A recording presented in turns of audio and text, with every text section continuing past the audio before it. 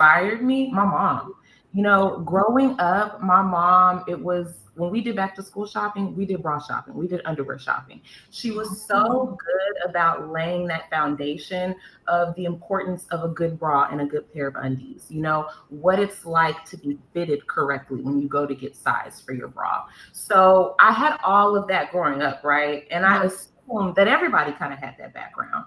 And it wasn't until I got to college and I would get around, my friends in college, and I would kind of share some of the stuff they wouldn't know. I kind of became the intimate apparel aficionado amongst my friends.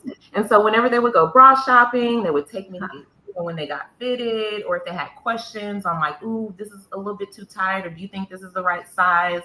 I would always help them. So that really inspired or laid that foundation and that interest in intimate apparel. And then when I was working at Neiman Marcus, I worked in the intimate apparel department, and I really got a chance to look around and see the offering.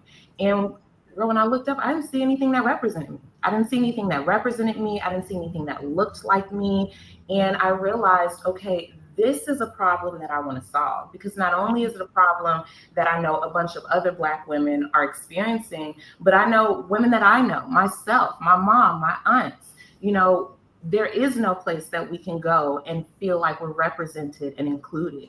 And that's really what inspired the idea behind For the Few. So I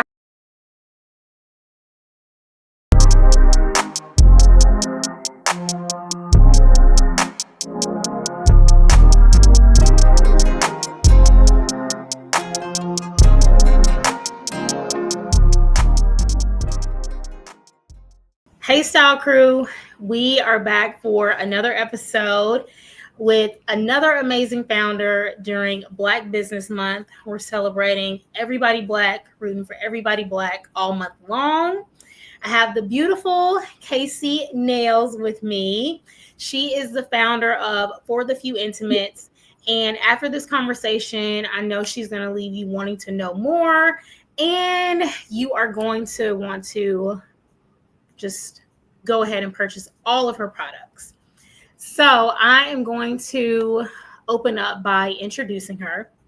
Casey Nayles is the founder and creative force behind For the Few Intimates, a lingerie brand redefining nude for Black and brown women. A proud Howard University alumni with a master's degree from the University of the Arts in London, Casey brings over a decade of experience in fashion spanning retail management, luxury boutiques, big box retailers, and fashion tech. Her journey is deeply personal. Raised by a powerful circle of women, her mother and aunts, Casey learned early on that the right bra and underwear are about more than comfort. They're about confidence, dignity, and knowing your worth. While working in the intimate apparel department at Neiman Marcus, she saw firsthand how the lingerie industry often overlooked women who looked like her. That frustration became the fuel to create For the Few.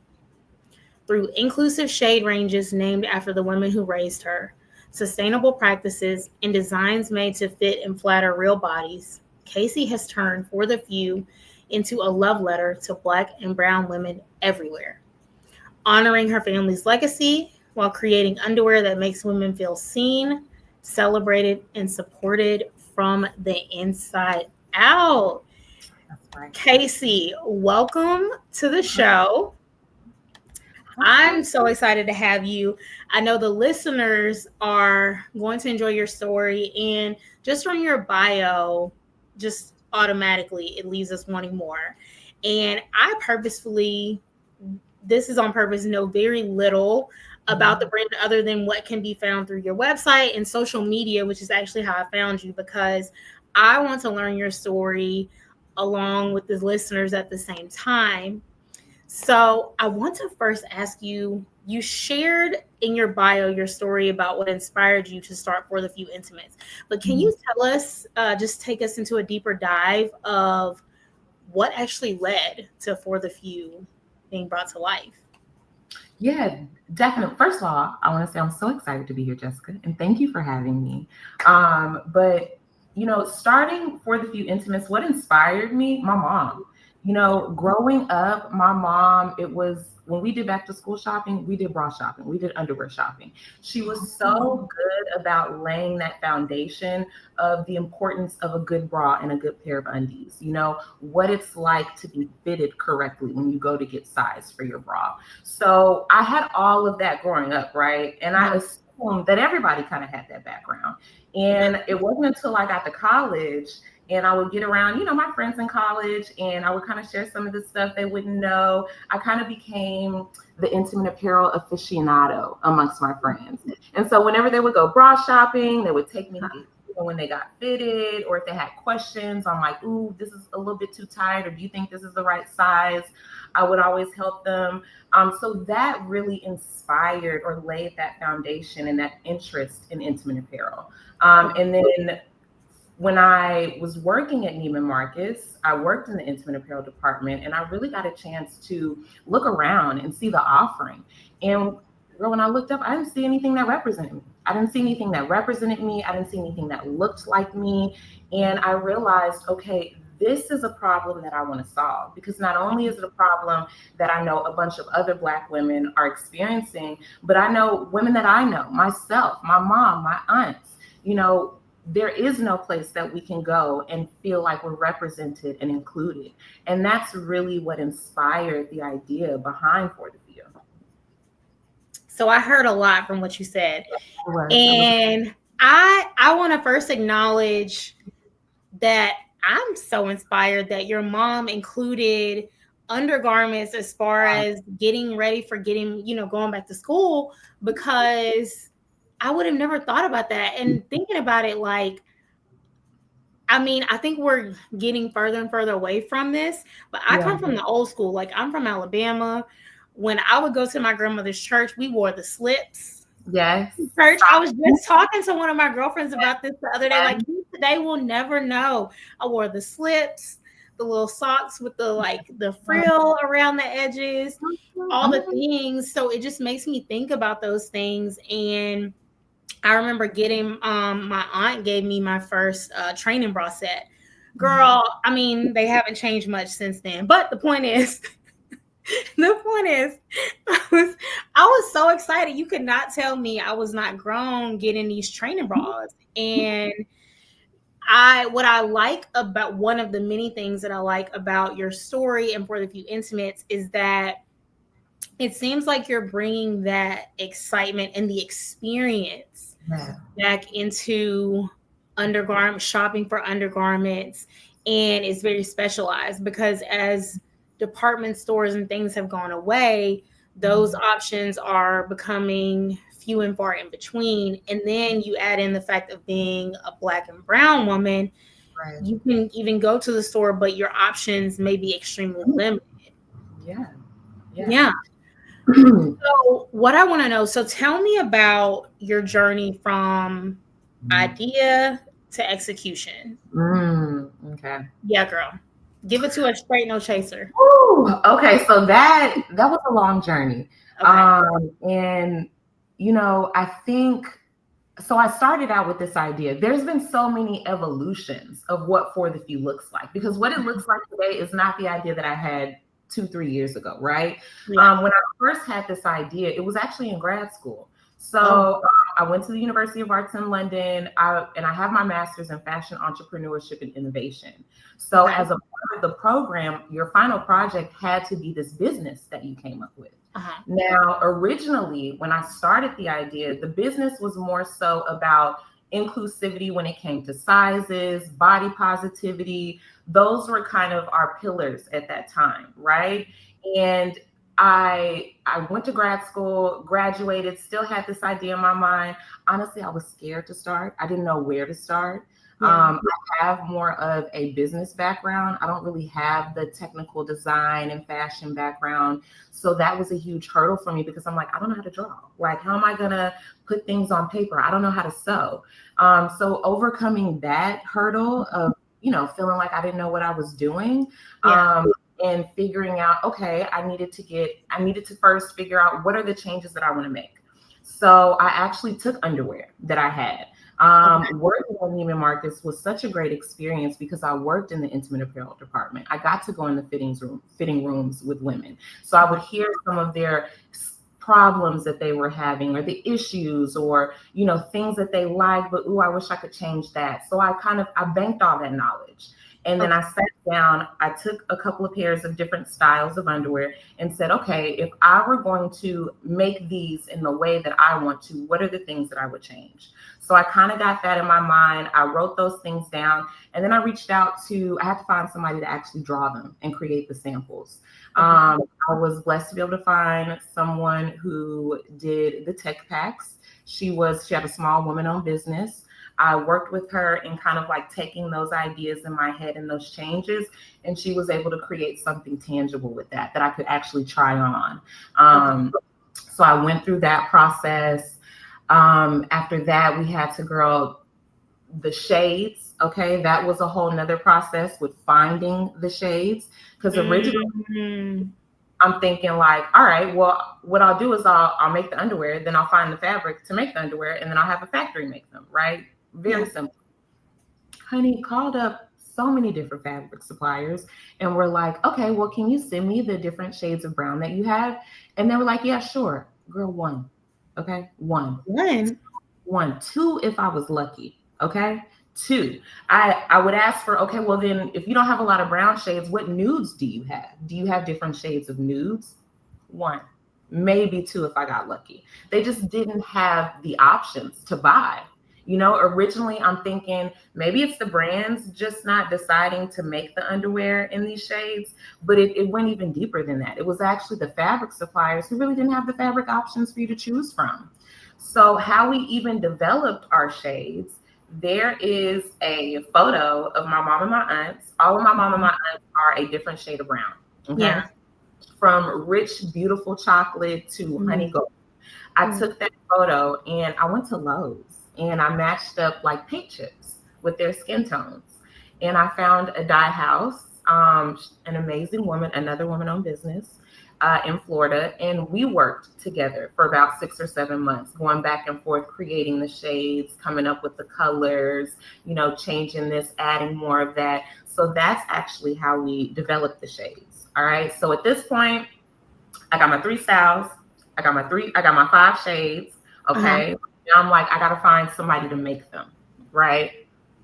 Honey, a whole nother journey. Okay. I feel like that took almost a year. When I first started looking for a manufacturer, I focused domestically because I did originally make everything in the US. Yeah. I found that just the quality that I was looking for, I was very particular about the stitches that we use. I wanted to work with somebody who did underwear, who knew that was like their wheelhouse. It was really hard to find that in the US. And at that time, I was really just kind of emailing back and forth. And that was another thing that I found, that when you're doing this type of project, when you're working with things where you have, so many nuances, it's so much easier to communicate in person or, to actually feel, touch, and say, no, move this here, move this down. So after searching for about a year in the US, my boyfriend and I actually went and traveled across Asia for about 6 months. Okay. And that's how I ended up finding our manufacturer. So went through that process, found our manufacturer. I absolutely love who we work with.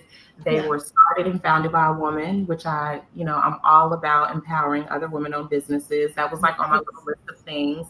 And then their wheelhouse is underwear. Like that is what they do. So they have the right machines, the right stitching, and of course they're ethical and sustainable. So that was all great, but it was not an easy journey by far. And, there is no roadmap, right? So you're just figuring things out as you go. So listening to your story, it's very important, and I appreciate your transparency, because I think in this instantaneous world that we live in, it's easy for someone to go on your website or look at your social media page and think that, oh, she had this idea, boom, it was done. No, not good. So I appreciate you sharing the hurdles uh, your willingness to pivot and how you had to get creative in the process. And I'm sure there's still moments you have to apply those same skills in your business. Mhm. What helped push you through in those times? Because a lot of times, like, just because you have a vision, like just because the vision is placed on your heart, we think, okay, bet I got this vision, I'm gonna execute, Mhm. and we can be naive and think, oh, it's gonna be smooth sailing. Mhm. When that didn't happen, what motivated you to keep going? Okay, too. Well, before I even answer your question, like that, everything that you said, I second that because I think sometimes we get this a false idea of entrepreneurship because it's glorified. And Yeah, so, and all you're seeing is the end result, right? yeah, Like Big Sean says something that an overnight success took 10 years, right? yeah, So yeah, you see the end result, but you don't see all of the time and the effort and the tears and the challenges that you go through to get to that point. yeah, And for myself, I think the biggest motivator for me, number one, was my faith. Like this is truly a blind walk. Like yeah, I am eyes closed, walking by faith and not by yeah, sight. Okay. yeah, So really leaning into my faith, I think that helped me. And then having a really great support system. Like you hear me talking so much about how my mom and my aunts and the community around me inspired for the few, but they also have inspired just me as a woman, yeah, and they have supported me. They have uplifted me when I'm crying and I'm like, oh my God, I can't do this. Like there's my mom to say, yes, you can. Like, yeah, look at what you've already done. So for me, that has been so important in keeping me motivated. yeah, And once we launched, another motivator has been just the look on people's faces, right? We do a lot of in-person markets, which I love because you get to talk to the customers. yeah, And my favorite part is when I have somebody come up who bought the underwear before and they're like, girl, I had to come back. Or, the look when they light up and they see, no, I know exactly what you do. Look at all these different shades of new. Like, that's my shade. I love mm, that. And that's like confirmation every single time that you got to keep going. Like, we mm-hmm, this is valuable. yeah, So all of that, because it is hard. Like this is no cakewalk by any means. Entrepreneurship is not easy. And it's something that you have to steadily and always be encouraging yourself. Because you're not gonna have a good day every day. And that's life, period. You know? ooh, honey, you preaching to the converted. You can't be every woman every day. Right. Not every day. Not some of the time, No, yes, but not every day. no. Not every day. We're human. Yes, amen You to know? that. Yeah. Okay, something that really stood out to me that when you described the process as well as looking at the description for your business when you first Google for the few is that you all are eco-friendly. Yes. So tell me why that's something that's important to you, because the fashion industry is known to actually be one of the most wasteful when it comes to our environment. So I just want to make the note of that. And then we have seen some brands that may have had years in the game and they didn't start out with that being a focus, but they've had to pivot just because the Mhm. times have called for that. So what made that be a factor of importance for you from inception? Honestly, in grad school. So Mm, in grad school, my world was just open to this idea of sustainability. yeah. I hadn't even really considered. Now, I always grew up with the mom who was like, "Where's that made?" Like when we would go shopping, she would be checking the tags, checking where things were made. Okay. To me, at the time though, I was like, "Why are you doing that? Why does it matter?" Yeah. And when I got to grad school and we really started having these conversations around sustainability, ethical manufacturing, the fact that the fashion industry is the second largest polluting next to oil and gas, Yeah. I was like, wow. You know what I'm saying? Like, not only does fashion have an impact in terms of, the clothing and how you look and how you feel, but it's having such a major impact on the world Yeah. and the people that are making the clothing. Yeah. So once I was exposed to that, it was like a no-brainer for me. Like anything that I create from here on out, I want to make sure that I'm doing my part, that we are more conscious, that we are sustainable, that we are considering who's making our clothing, that they're getting paid a living wage, that was so important to me. And that's why with For the Few, we use sustainable materials. On our underwear, we use a recycled nylon, organic cotton. The manufacturer that we work with, they provide ethical and living wages. They're SA 8000 certified, which just means that they're providing a great working environment for the people making their items. So that, to me, starting out that way, honestly, it was no questions asked. Like, that was something that we had to do, and that's something that we will always be committed to doing.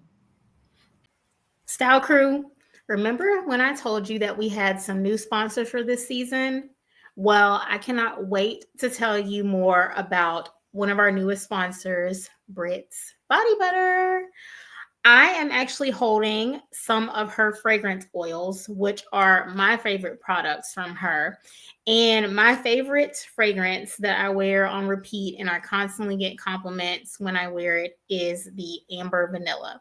So I am a vanilla girly. I wear this fragrance throughout the year, but I wear it in different combinations to be appropriate for the season. And I love layering my fragrances. I first came about her products at an event here in Atlanta. She was one of the pop-up vendors, and I instantly fell in love. I purchased the Amber Vanilla, the Summer's Love, and the Strawberry Passion. And as you can see, I have been using them all pretty frequently, but mostly the Amber Vanilla. And how I like to use this product is I will spray it on my pulse spots. So behind both of my ears, I'll spray it at the nape of my neck, in front of my neck, in between on my chest, as well as the crease of my arm, as well as right at the beginning of my underarm. Because as the night goes on, you might start to sweat. You want to make sure you're smelling great. And this product really helps aid with that. And then I'll follow it up by topping it with my fragrance choice of the evening, whichever perfume I choose to wear.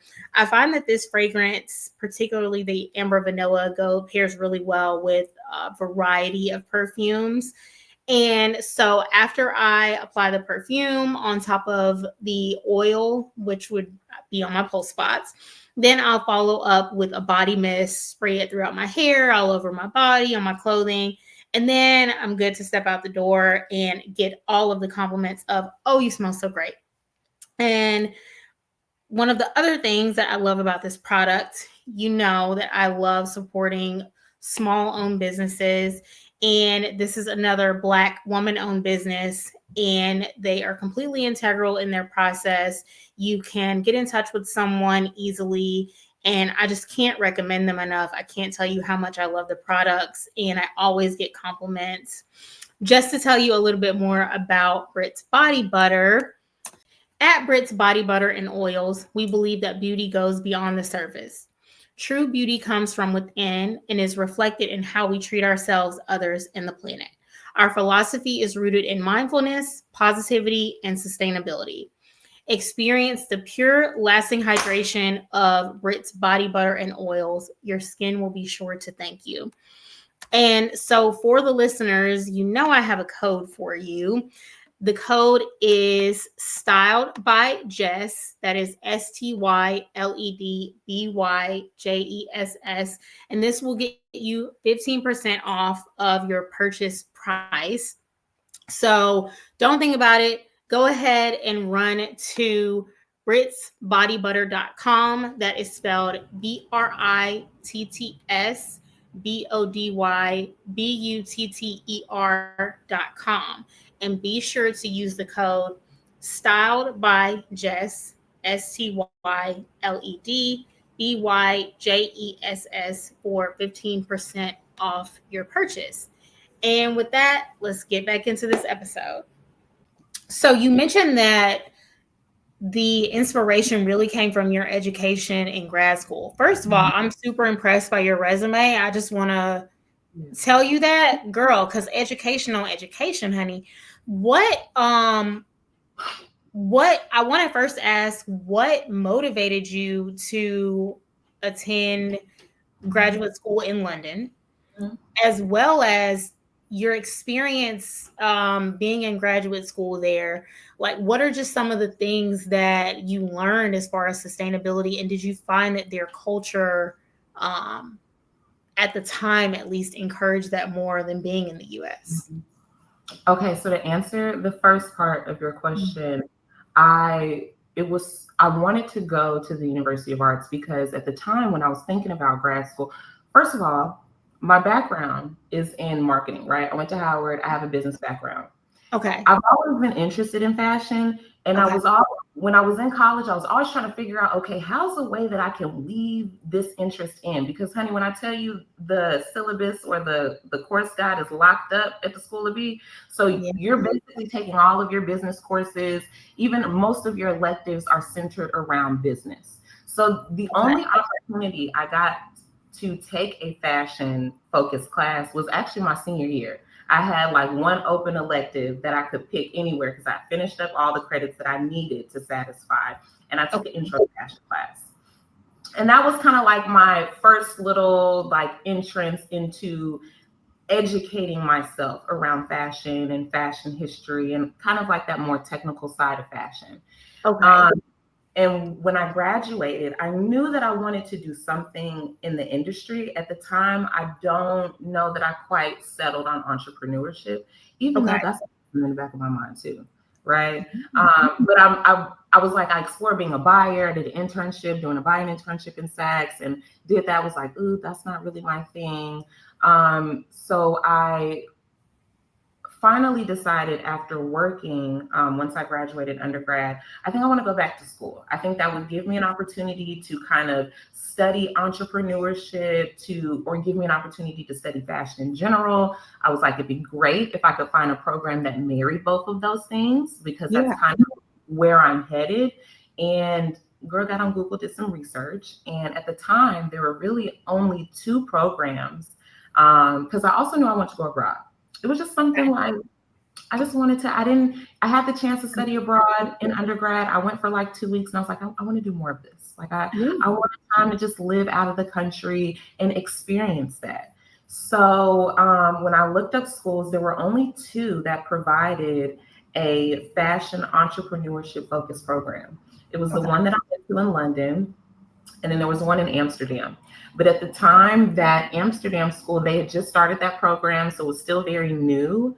Uh-huh. Um, and the one at the University of Arts was just a lot older, a lot more established. And I applied and I got in, and I was so excited. And it was such an incredible opportunity. I think, first of all, having the experience to live abroad like that is something that if anyone has the opportunity to do that, they should definitely do it.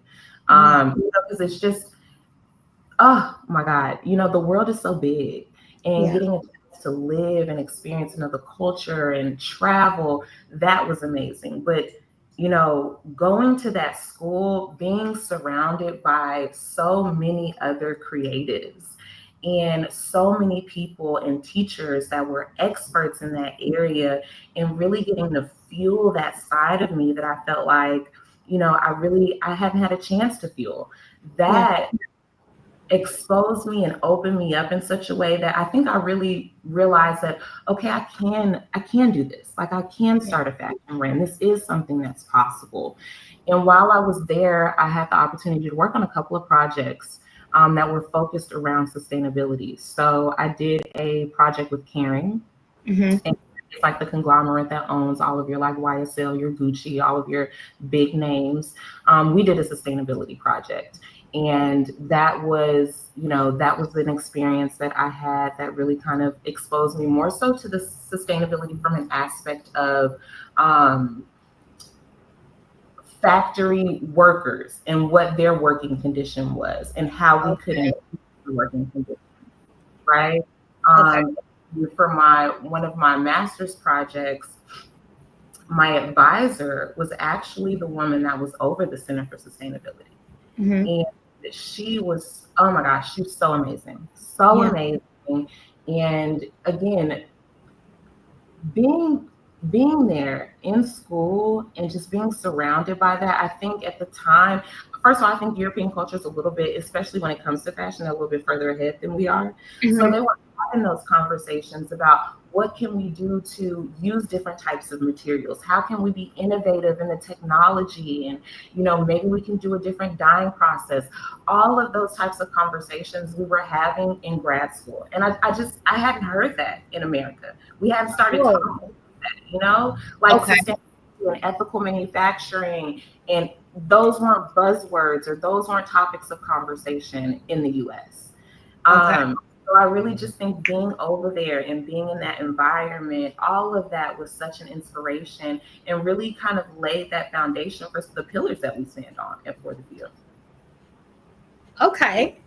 And something else I heard that you said, well, you didn't say it directly, but what I'm hearing is that you having that exposure and experience Mhm.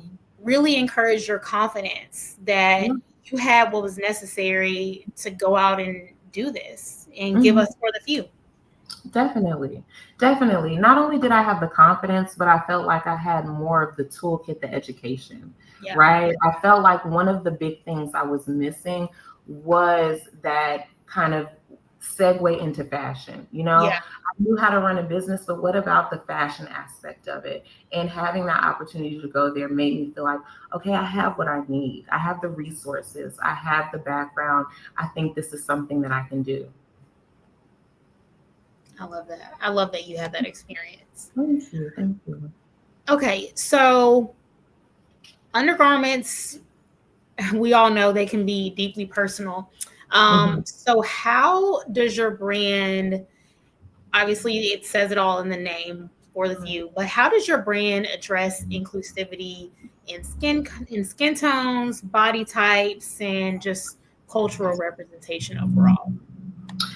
I think first and foremost, like that's who we are, right? So we're Hmm. about inclusivity. What Yeah. I like to say is we have true nudes, right? We are representative of the real shades that Black and brown women come in. We as Okay. Black women, not only do we come in so many different shades, we come in so many different undertones, right? And Yes. so what I love about For the Few is we do a really good job of representing that because there's so much diversity in our community, Okay. but then also our sizing. Yeah. One thing I'm super excited about. So right now, with our sizing, we go from a size 0 to a 16, which is like a Okay. 0 to a 1X. We're Okay.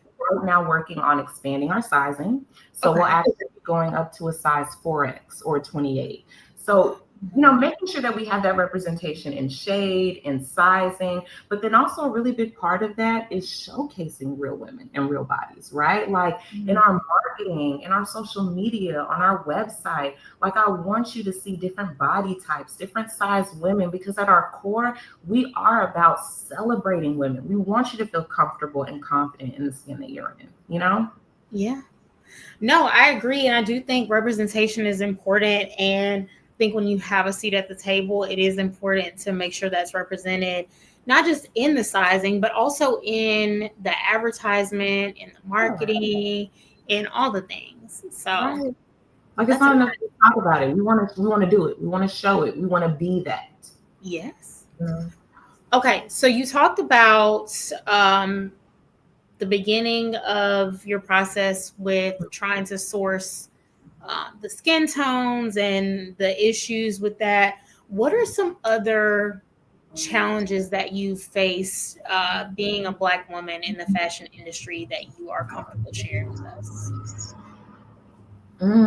Okay, so one of the biggest challenges I think I faced as a Black woman in starting my business was just that level of insecurity and that feeling of inadequacy that I had, not thinking that I could really make this happen. And that was a huge, huge hurdle for me. And honestly, I think that's a lot of the reason why it took me so long to start because I doubted myself. Yeah. I didn't think I could do it. And once you get over that hill of fear and that self-doubt on the other side of that, I'm so happy that I took the leap, right? Yeah. I quit my job, my full-time job in 2021. And it was so funny because when I quit my job, I told Mhm. my mom, said, okay, I think I've decided like I'm actually going to quit my job and just give me like 6 months. Okay. I just need 6 months. I'm going to have everything ready to go. I'm going to be up and running. And the first thing Mhm. was like, look, I think it's going to take you a little bit longer than 6 months, but I want you to know that I got you. I support you and I'm here for you. And, having that support behind me just was reassurance that, Yeah. okay, you need to take that leap. You need to jump in that water and Yeah. you need to do this. So that feeling of inadequacy and that feeling of just not being ready, that was a Mhm. big one for me very early on in starting Yeah. my business, you know? Where do you think that feeling of inadequacy stem from? Fear. Mhm. I think fear, I think for me personally, I love to be prepared. Like that is my thing. Like I want to walk into any space knowing I've done my due diligence, I've done what I needed to do, I've read what I needed to do. That's so important to me, right? And I'm Yeah. also a big planner. Okay. Not only am I a big planner, but because I do all this research and I've planned, then I also expect everything to go the way that I planned it. Okay. Yeah.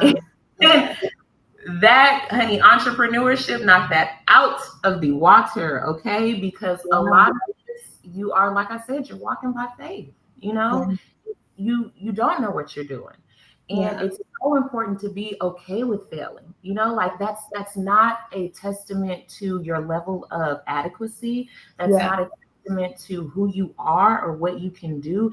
In fact, failing, you need to fail and fail fast because failing is a sign of evolution, right? Failing is a sign of learning and fixing things so that you can create something that gets better over time. So, you know, yeah, I'm just, oh, girl, I lost my train of thought. No, But no, everything you're saying is important. And this was a question for later in the episode, but I want to ask, is failing fast a piece of advice that you would share with an up and coming entrepreneur? yes, yes, I would totally fail, be okay with failing, and fail fast. Get it out of the way. Because and it's inevitable. It Yeah. is inevitable, and you have to change your mindset around it, right? Mm. Because I think very early on, I took it personal, right? I thought me messing up or me failing, that was a personal dig. That was a person like, Casey, you didn't do this right. And what it actually is you figuring things out, right? Yeah. Like, and then you have to learn how to pivot. You got to know how to pivot. You have to know how to adapt, how to be flexible, how to pivot.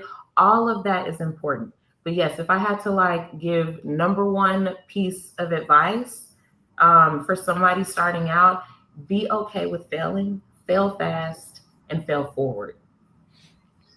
Would you say there was one specific incident where you, in air quotes, failed and you just came to the resolution like, I'm not going to stay here?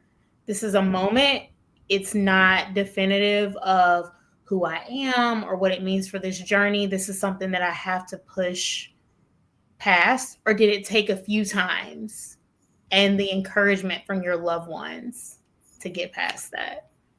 Oh, it took a few times because Yeah. it wasn't a one-time thing, right? And there's things that I do today that I don't know what I'm doing or that I, fail at and have to figure out. So that still happens. But if I think about like, okay, one specific time very early on when I was Mhm.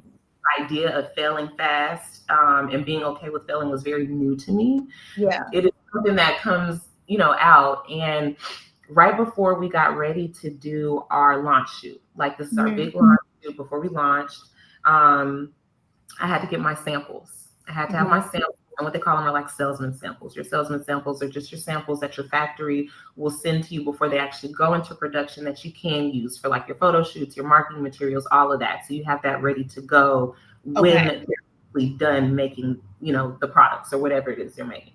Okay. So this is also at the time that I was looking for a domestic manufacturer. Okay. And I ended up finding this company through some girl deep diving, and I had a consultation with a young woman who was absolutely amazing. And she had worked with this company. And so she was just kind of giving me a couple of recommendations for people in New York that I could look into. And I found this woman. I sent her the first sample. First sample was great. Yeah. And when I think about it, though, now the first sample, it was the best sample that I had at the time. Okay. I think I was so frustrated with where I was in that moment and with the journey of finding the right manufacturer that I almost was kind of like, okay, well, this is the best thing that I've gotten so far. So maybe this is where I need to go, who I need to work with, right? So she does that first sample. It's good. And then I'm like, all right, let's do the salesman samples. That'll be another opportunity for us to just kind of test out everything, make sure we're all good to go before we go into production. And then I also use these for our launch shoot. Okay. Okay. She sends me the samples. I'm so excited to open them up. I'm very impatient. So as soon as they came in, ripped them open. Ripping the box. Oh my gosh, because they were horrible. They were wrong. They were messed up. The stitching wasn't correct. The threading that we used for the stitching wasn't right. I mean, I was devastated. I was devastated because I'm like, we're on a time crunch at this point. We're probably about maybe 3 weeks at the most out from our shoot. I'm like, what am I going to do? We don't have enough time to make any more. I don't have any more fabric right now. I was like, girl, I was in the floor on the closet crying. I said, maybe this is just not the thing. Because I have no idea how I'm going to make this happen.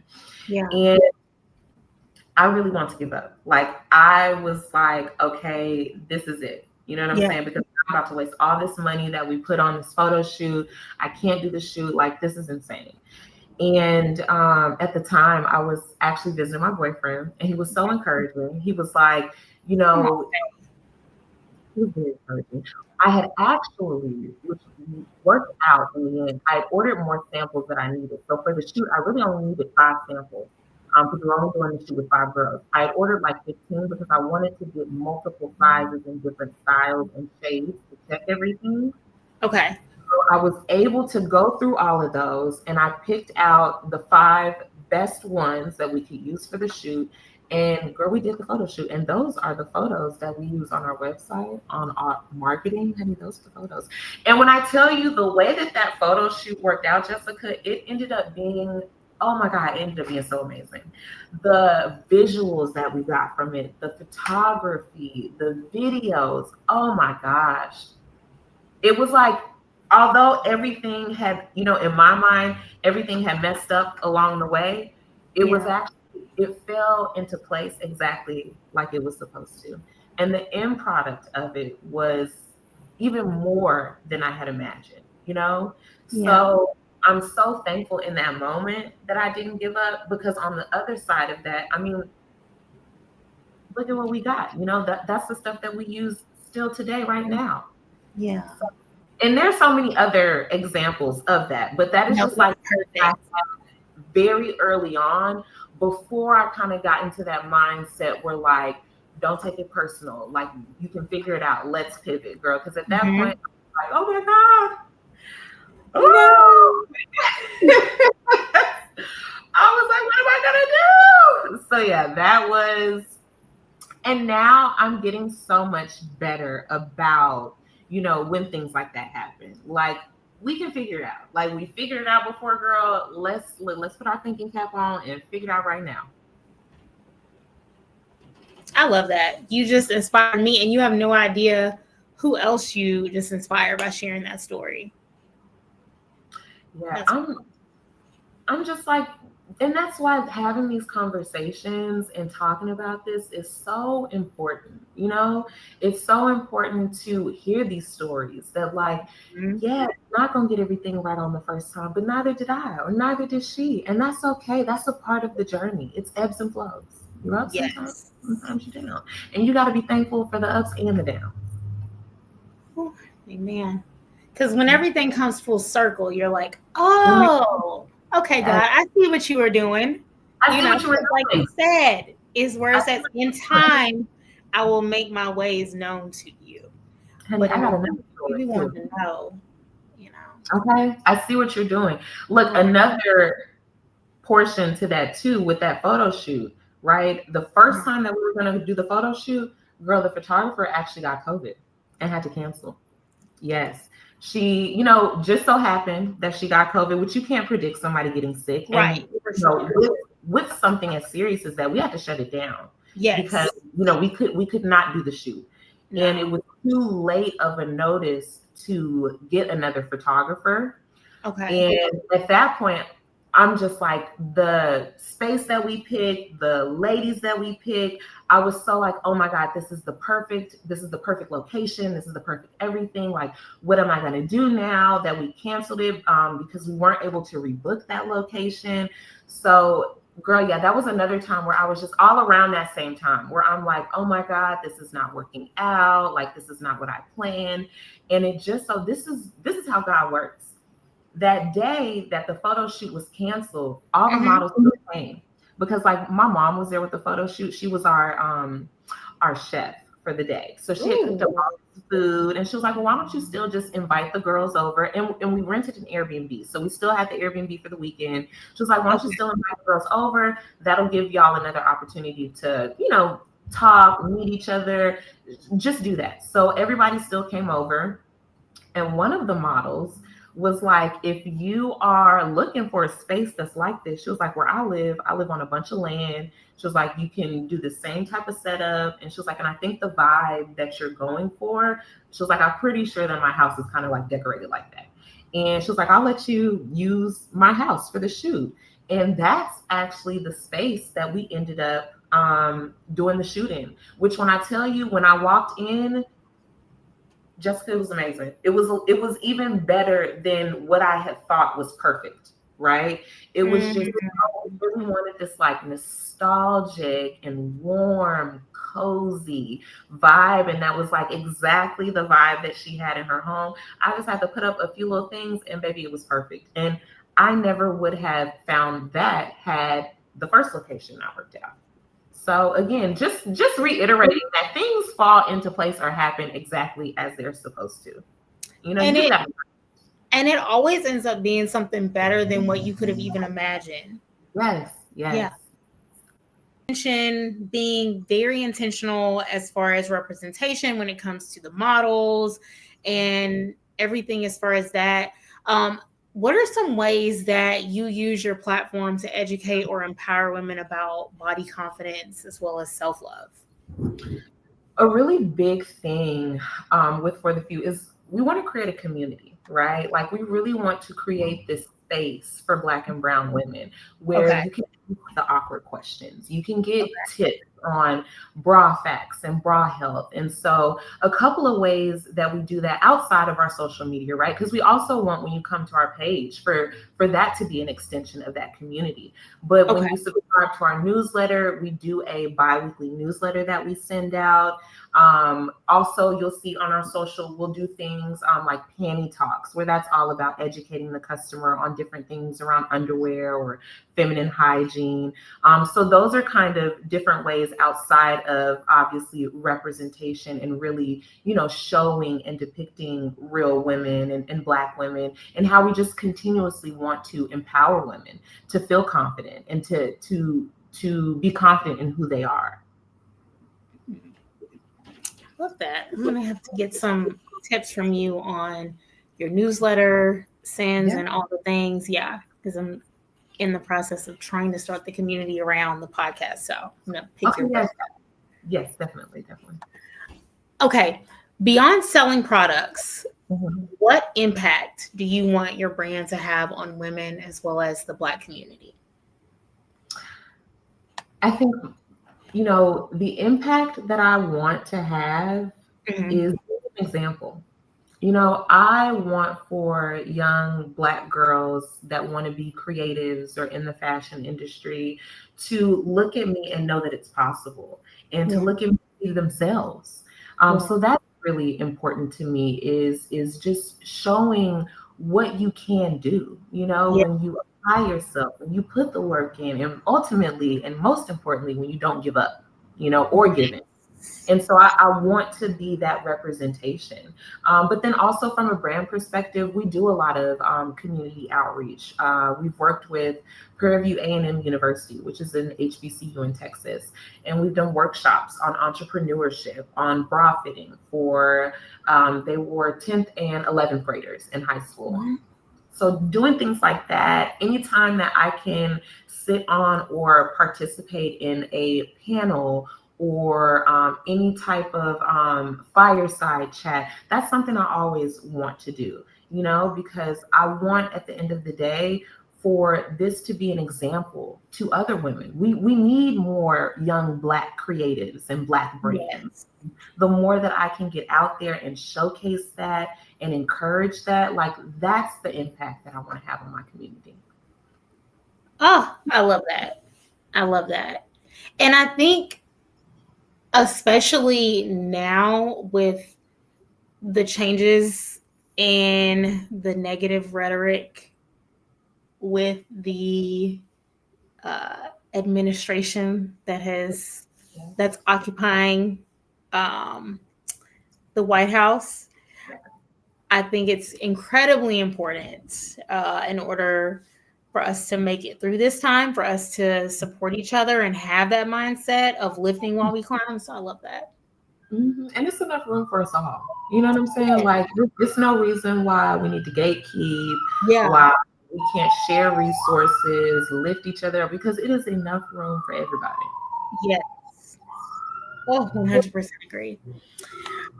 What role do you see Black-owned brands playing in shaping fashion's future? I mean, we are the future, right? We are the culture. We set the tone, we set the trends, we set the pace.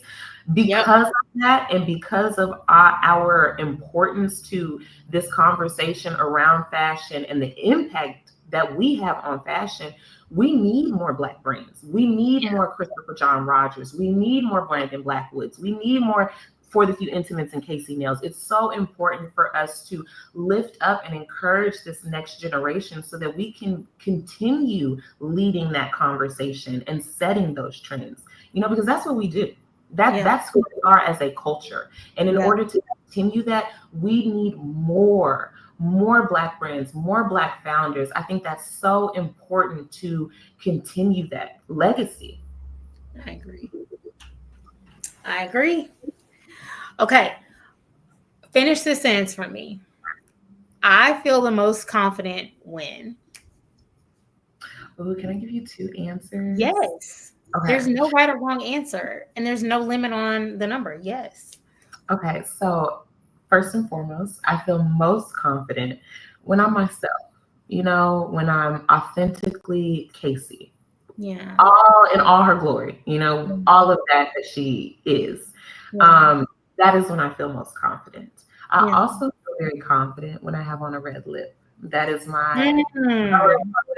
That is like, I'm ready to handle some business. So also when I feel confident is in my red lip. And the red you're wearing, it's fabulous. For anyone that's just listening to the audio, you got to check out the visual on YouTube. But this shade of red is absolutely beautiful on you. Thank you. And look, in the energy of not gatekeeping, because it's two that I mix together. So on the edge, it is Milani from the drugstore. It's called Devotion. That's the color. And then in the center, because I line my lips with that. And then in the center, I use the Fenty Stunna paint. Oh, because that actually transfers. Like, girl, you'll get that everywhere if you're not careful. So I just put that in the center, and girl, that's the lippy. I love it. The ladies go out and get cute. Love a girl.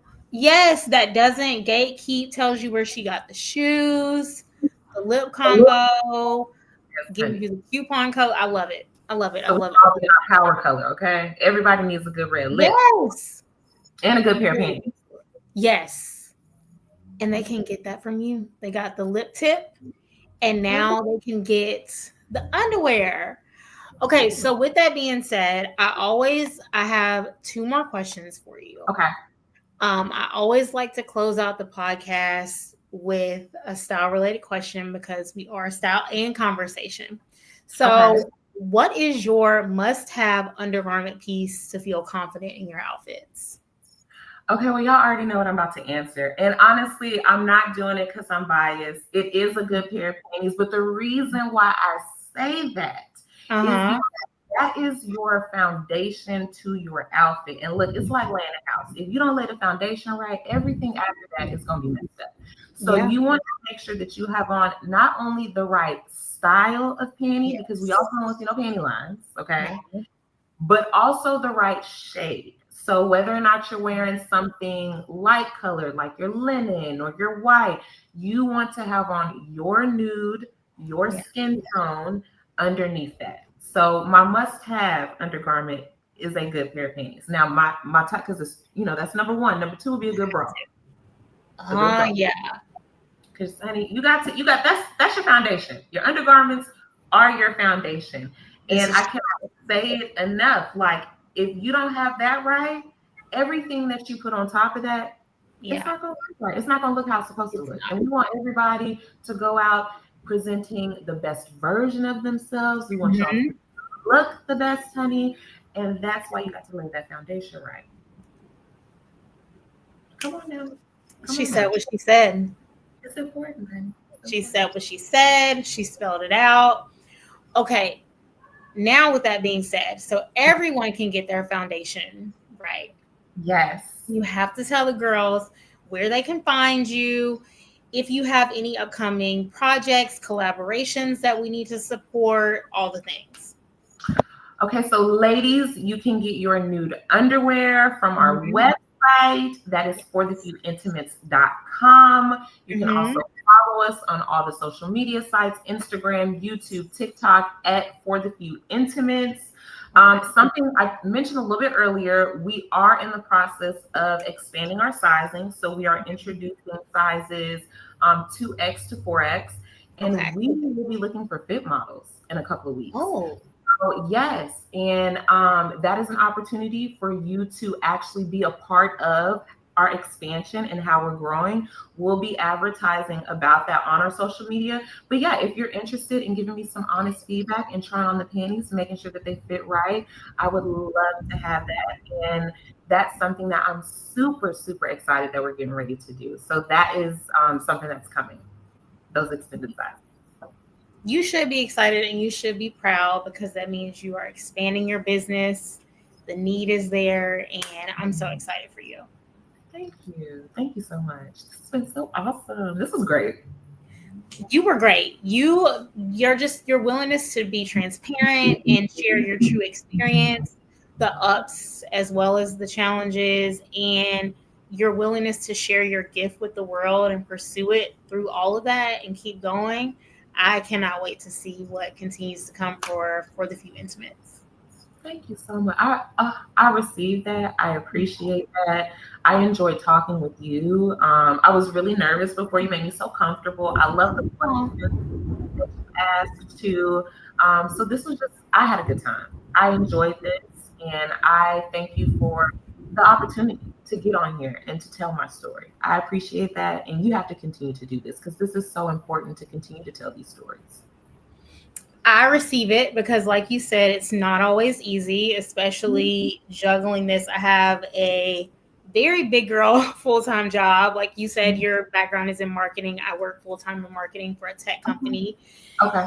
And so I'm, you know, traveling pretty regularly, have a dog to take care of, trying to stay hydrated and, fit in my clothes, stay work Right. out, all the things. Yourself too So, in the midst. so hearing that confirmation from people and the guests' willingness to share their story, it just encourages me in those moments, in those late nights to keep going.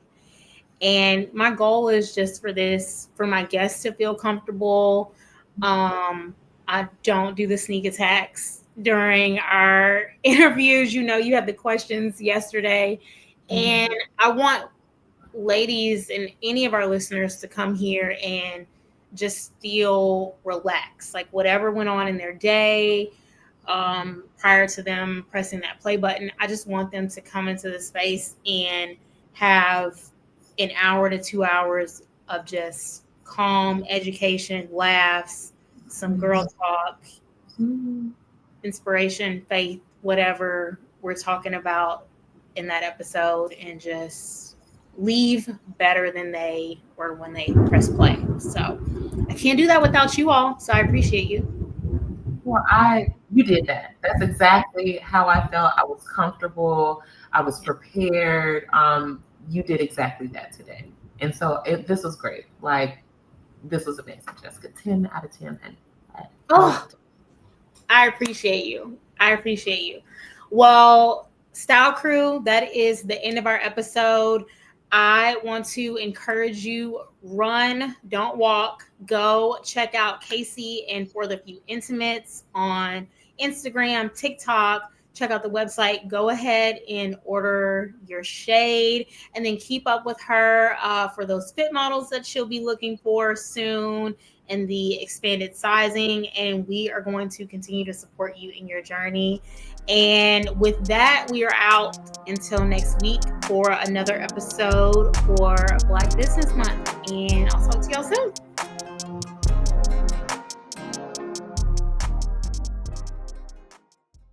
Hey, Style Crew, make sure you're keeping up with our podcast through Spotify, Apple Podcasts, Amazon Music, as well as the Podcast Index. And if you'd like to view the podcast visually, check out my YouTube channel, Styled by Jessica Lauren.